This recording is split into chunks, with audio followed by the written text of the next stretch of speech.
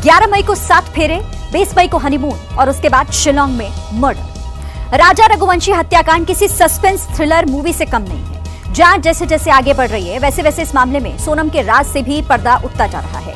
इस बीच सोनम से जुड़ी हुई कई ऐसी जानकारी सामने आई जिसने इस हत्याकांड में नया मोड़ ला दिया। क्योंकि दावा है कि सोनम रघुवंशी संजय वर्मा नाम के एक शख्स से लगातार संपर्क में थी और वो उससे घंटों बात कर रही थी। जानकारी के मुताबिक सोनम ने करीब 1 महीने में इस शख्स से 234 बार बात की। ऐप पर ये नंबर संजय वर्मा के नाम पर रजिस्टर्ड है। 1 मार्च से 8 अप्रैल के बीच दोनों में 234 बार बातचीत हुई है। लेकिन अचानक 8 जून को रात करीब 11:30 बजे वो नंबर बंद हो गया और 8 जून की रात को ही गाजीपुर में मिली थी सोनम। संजय वर्मा का नाम सामने आने के बाद ये अंदेशा और गहरा गया कि राजा रघुवंशी की हत्या की साजिश में सिर्फ राज कुशवाहा ही नहीं बल्कि दूसरे लोग भी शामिल हो सकते हैं। हालांकि इस नंबर को लेकर कोई आधिकारिक पुष्टि नहीं है। इस बीच खबर है कि पुलिस ने इस मामले को लेकर भी छानबीन शुरू कर दी है।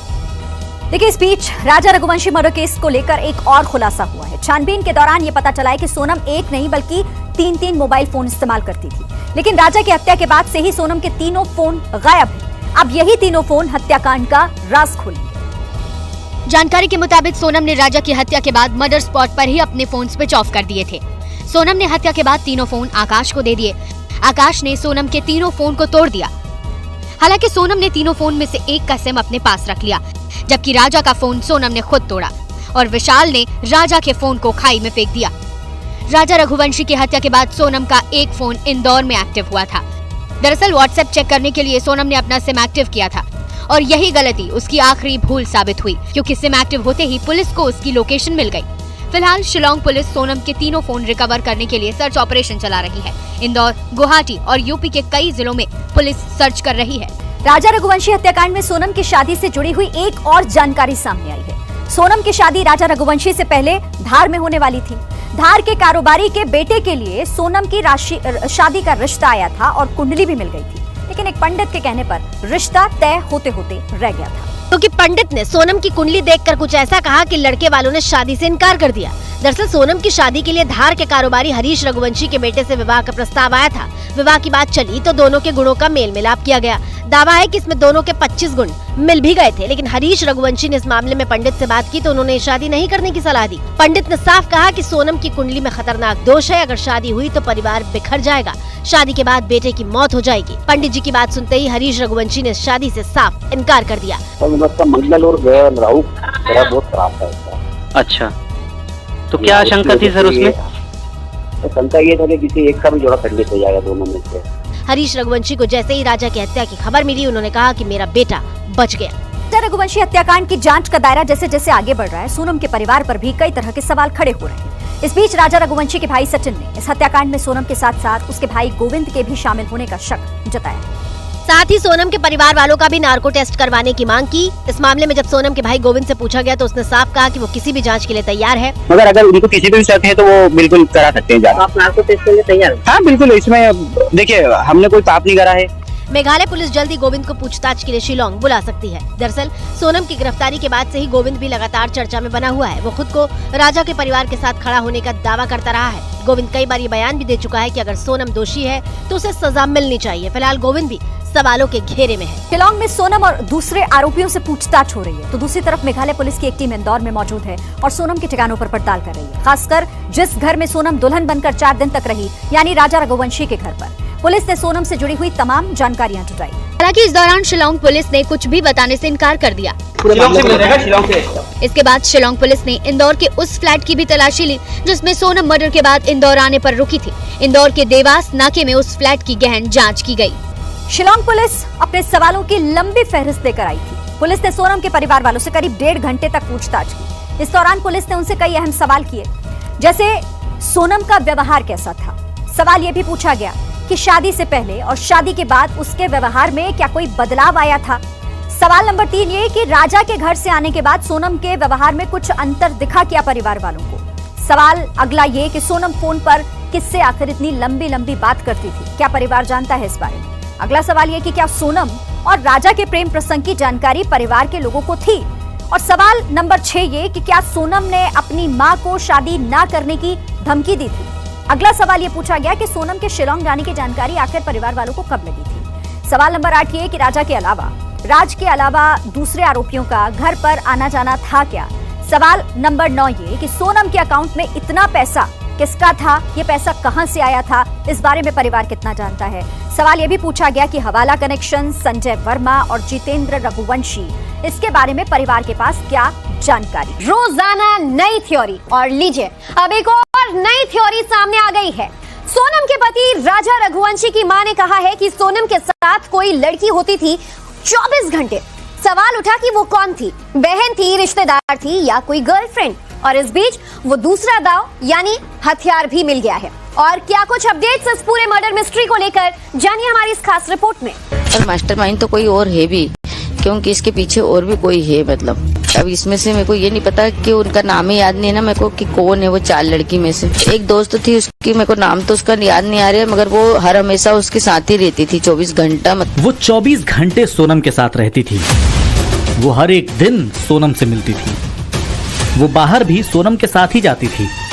वो शॉपिंग करने, घूमने फिरने भी सोनम के साथ ही जाती थी। वो सोनम के साथ काम भी करती थी। वो सोनम की एक एक बात जानती थी। एक दोस्त थी उसकी, मेरे को नाम तो उसका याद नहीं आ रहा है, मगर वो हर हमेशा उसके साथ ही रहती थी 24 घंटा। मतलब कहीं भी आती जाती थी तो उसके साथ ही रहती थी वो। हाँ, मुलाकात तो हुई थी मेरे, जब हम भोपाल गए थे तब मैंने उसको देखा भी था। राजा की मां उमा रघुवंशी खुद सोनम की इस दोस्त से मिल चुकी हैं, उसे देख चुकी हैं, उसके और सोनम की दोस्ती के बारे में जानती हैं, बस उस लड़की का नाम नहीं जानती। राजा की मां का ये बयान उस वक्त सामने आया है जब शिलांग पुलिस ने राजा के परिवार के बयान दर्ज कर लिए हैं। जाहिर है कि पुलिस के सामने भी राजा की मां ने सोनम की इस एक दोस्त के बारे में चर्चा जरूर की होगी। इस खुलासे के बाद सबसे बड़ा सवाल उठता है कि आखिरकार वो लड़की कौन है और क्या उसे सोनम के खौफनाक प्लान के बारे में पता था। वो घर वाले से जिगर तो होता रहता है, वो तो आती जाती रहती थी।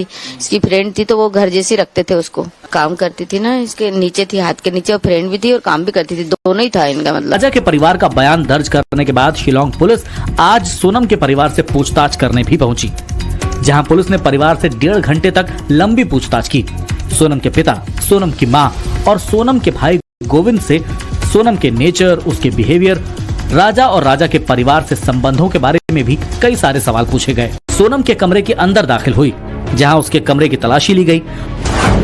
अब सवाल ये उठता है कि क्या पुलिस को इस कमरे में सोनम की उस रहस्यमयी दोस्त के बारे में कोई जानकारी मिली? क्या पुलिस को कमरे में सोनम की दोस्त की कोई तस्वीर या कोई कांटेक्ट नंबर मिला? और क्या पुलिस को सोनम के परिवार वालों ने उस गुमनाम दोस्त की कोई डिटेल दी? राजा की मां का दावा है कि सोनम की दोस्ती 4 लड़कियों से थी। ये वो लड़कियां थी जो सोनम की खास थी।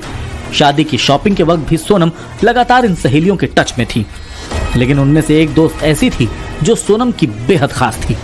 और हो सकता है कि राजा मर्डर केस की कड़ियां जोड़ने में इसी लड़की के जरिए पुलिस को मदद मिल जाए।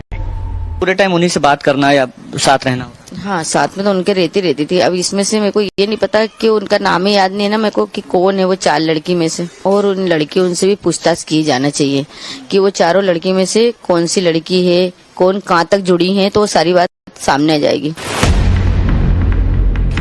शिलांग पुलिस ने राजा और सोनम दोनों के परिवारों के बयान दर्ज कर लिए हैं। वो सारी बातें जो सोनम ने पुलिस को बताई हैं, उसे परिवार के स्टेटमेंट से मैच किया गया है।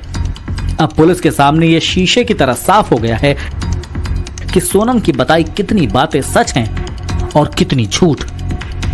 या अपने बयान से कहीं सोनम पुलिस को गुमराह करने की कोशिश तो नहीं कर रही। अब भी ये मानकर चल रही है कि राजा के कत्ल की पीछे की वजह साफ नहीं।